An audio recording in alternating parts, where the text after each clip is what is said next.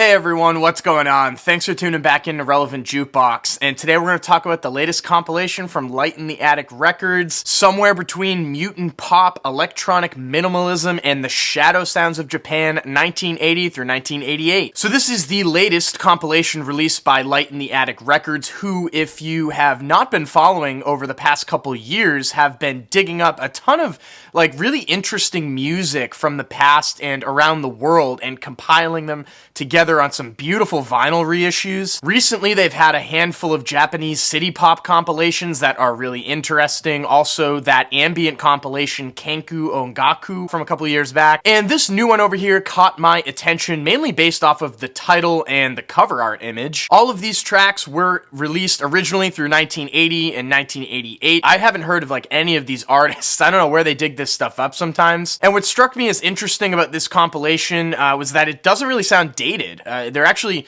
isn't really a specific time period I feel like this feels like it came out of. And mutant pop is pretty much a great way to describe what's going on here. A lot of these tracks don't really operate on a more traditional pop structure or formula, really. If anything, it's a lot more abstract and psychedelic. And the atmosphere on this record is pretty stark and cold overall, too, just kind of like the cover art would suggest. So, I think this could end up being maybe an acquired taste for some listeners overall. The opening track is a really good taster of what you're in store for. There are just tons of these spiraling neon synthesizers and minimal drum patterns going on, and there's almost this gothy kind of vibe hanging over the track. All of it's pretty hypnotic and also carries over onto the second track, which gets even a little more mystifying, surprisingly, and kind of has some sort of Twin Peaksy vibes going on, if I could throw out that comparison. I love how the way that the groove locks in on this track. It's really odd. It's got this swirling, stuttering, start-stop almost kind of vibe to it. I don't know.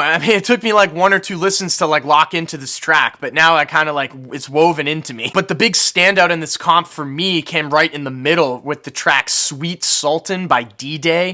This track just kind of sounds like a song that was created by a computer program. The vocals on here, when they come in, are spoken word, very oddly placed in the mix with a lot of staticky effects on them. It's like the vocalist is just infused into the instrumental, like they're behind a computer screen talking to you. And there's this really captivating synth line that's swirling around a really standout catchy bass line locking together in a really nice groove. It's almost like it could go on forever, it feels like, and it wouldn't get stale for me. The only track on here that I wasn't really too crazy about was the third cut, Weimar 22. It sticks out amongst the others in the track list and falls under that electronic minimalism category, but, I just found the track to be kind of tedious overall, and this whole thing wraps up pretty interesting as well with the track Wedding with a God. There are these, acoustic guitars that are laced into the instrumental, and the overall mood of the track is a lot more uplifting compared to the downtrodden mood of, the rest of the cuts. So yeah, I do suggest giving this compilation a listen if you're interested in pop music or weirdo electronic